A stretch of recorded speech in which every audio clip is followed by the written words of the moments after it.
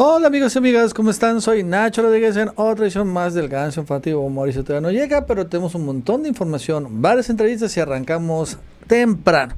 Y hoy tenemos un buen programa, quédense porque vamos a hablar del petropeso. Así es, el petropeso ha llegado. El crudo mexicano se ha empezado a vender en la divisa nacional, algo sumamente interesante e inesperado. Por eso también el mismo día que se anuncia que se prende Dos Bocas hoy, y también el mismo día que se da un reporte muy completo sobre el estado actual de Pemex. Vamos a hablar sobre hoy mucha cuestión petrolera. Vamos a hablar también sobre furiosos está la chayoteriza con el descubrimiento de los montajes sucesivamente. El de Ceci Flores, también el tema del obispo y ahora el de Mario Amparo Cázar. Porque hoy también en otro tema vamos a hablar sobre esta cloaca destapada de la directora de Mexicanos Unidos con la Corrupción. Y además también vamos a ver de qué se trató el original escándalo, la muerte de su marido, o más bien dicho, de su ex marido. Porque no sé si sabían, ya estaba divorciada cuando se suicidó.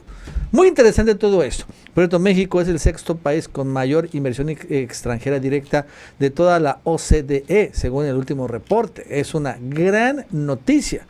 El Obispogate continúa, crece, se vuelve peor. Hoy la nueva defensa en torno al obispo es risible, es algo insólito. Se van a dar una risa. Es verdaderamente increíble lo que están empezando a decir los defensores y abogados del obispo.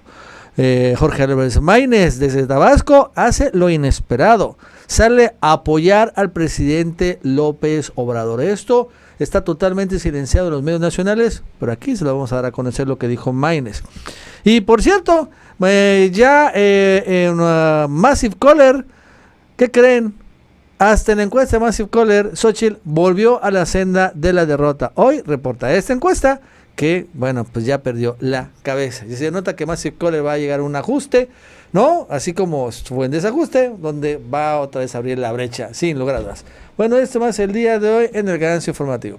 Así que si no lo has hecho, les comento y les ruego que se suscriban, den like, comenten, compartan, para que lleguemos a más auditorio. Y vamos a arrancar con el tema principal. Primero, obviamente, el superpeso. Acuérdense que esto es muy importante.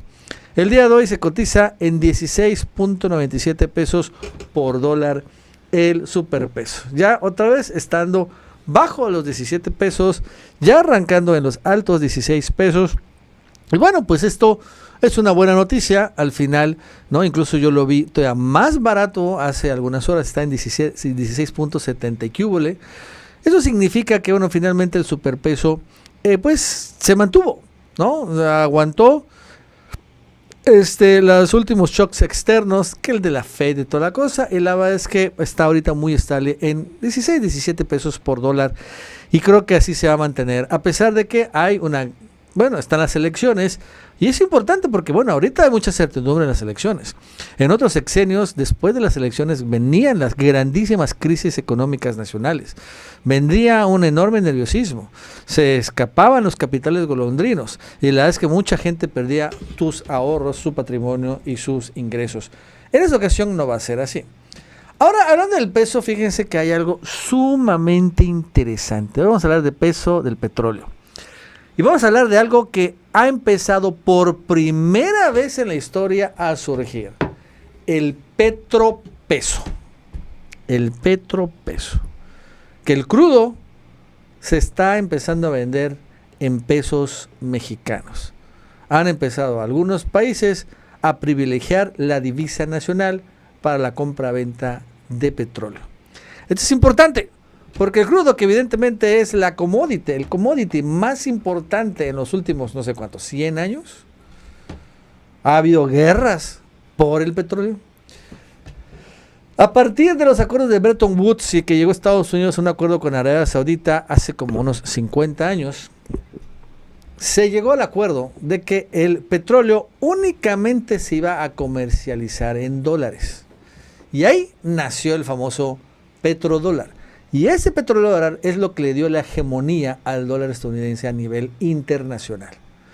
Antes habían un montón de monedas, incluso obviamente antes del euro, estaba evidentemente la libra esterlina, pues era el país más importante el imperio en aquel momento, pero también está el franco francés, eran varios, ¿no? El marco alemán. Pero esto le dio la importancia eventual. La Universidad Autónoma Agraria Antonio Narro de Cintalapa te ofrece la carrera de Ingeniería en Ciencias Agrarias con 3 áreas de formación: producción agrícola, producción forestal y producción animal. Adquiere tu ficha en la página www.uaaan.edu.mx. Tienes hasta el 10 de mayo. Universidad Pública de Agronomía, con 100 años de prestigio nacional e internacional. Más informes al 968-117-5153 o en la página de Facebook Vinculación UAAN-Chiapas. Universidad Autónoma Agraria Antonio Narro. Sus mercancías, en particular el petróleo. Y entonces, a partir de hace poco, relativamente poco, entre un año, 2 años, empezaron a haber contratos de petróleo pagados en otra moneda y empezaron a privilegiar el yuan chino. ¿Ok? Porque es importante, porque si no se comercia en dólares, entonces uno está libre de las sanciones económicas estadounidenses. Y si comercias en yuan, pues no se enteran del tesoro. Entonces sucede que en México hay algunos países que empezaron a comercializar el petróleo en pesos mexicanos. Y ahorita vamos a seguir con este tema, pero bueno, antes vamos a la línea que tenemos a Julia Álvarez y Casa, vocera de la campaña de Clara Brugada en la Ciudad de México, donde, bueno, finalmente la Ciudad de México está siendo el epicentro en los últimos días de la guerra sucia tirada por el PAN, por un montón de temas que han surgido, pues más reciente obviamente el de este supuesto crematorio, que bueno, se fue descubierto que fue todo un montaje. ¿Qué tal, Julia? ¿Cómo estás? Gusto de saludarte. Hola, ¿qué tal, Nacho? El gusto es mío. Gracias por la invitación a tu programa.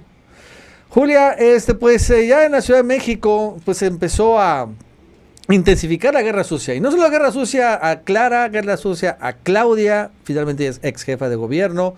Hoy, bueno, lo de este crematorio clandestino que fue exhibido, que fue un montaje. Hoy lo de la línea 12, que están haciendo un show ahí, los panistas. ¿Cómo ves las cosas? Falta un mes, pero va a ser un mes sumamente intenso en la Ciudad de México. Sí, pues la verdad muy lamentable el nivel de la oposición.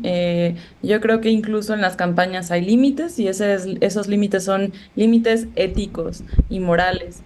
Y lo que estamos viendo es una oposición pues desesperada que está dispuesta a todo. Eso es lo que nos está impresionando mucho. Y ya pasamos de la campaña de las ocurrencias, de los inventos, de las improvisaciones, a la campaña de la guerra sucia abierta y totalmente. Yo te confirmaría, Nacho, que posiblemente estamos viendo una de las campañas más ruines, más perversas de los últimos tiempos de la historia reciente de México.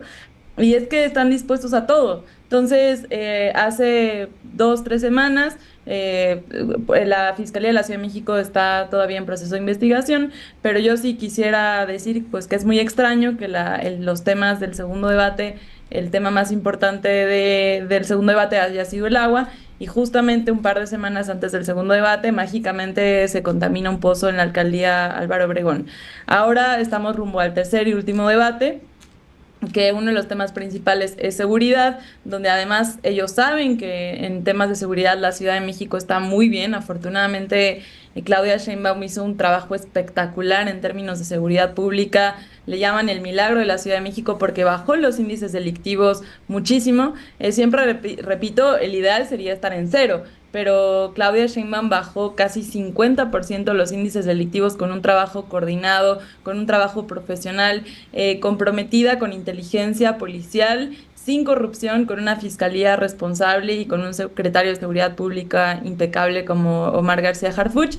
Y bueno, en ese contexto, ahora resulta que aparece una fosa clandestina inexistente, porque afortunadamente la fiscalía, como debe ser, hizo un trabajo muy veloz para investigar qué es lo que estaba pasando con esta supuesta fosa clandestina inexistente. Y pues resulta que lo que esta buscadora, arranco diciendo todo mi respeto, mi solidaridad con las víctimas de la desaparición en México, que además se ha acompañado muy de cerca desde hace mucho tiempo, pero hay que decirlo, esta buscadora de cuyo nombre no quiero acordarme ha ensuciado la política electoral, las campañas electorales y ha ensuciado también a esta dolorosísima lucha por la verdad y por la justicia de muchísimas familias que buscan a sus seres queridos. Esta buscadora de Xóchitl, hay que decirlo, es una persona muy cercana a la candidata X del PRIAN, vino a denunciar una inexistente fosa clandestina.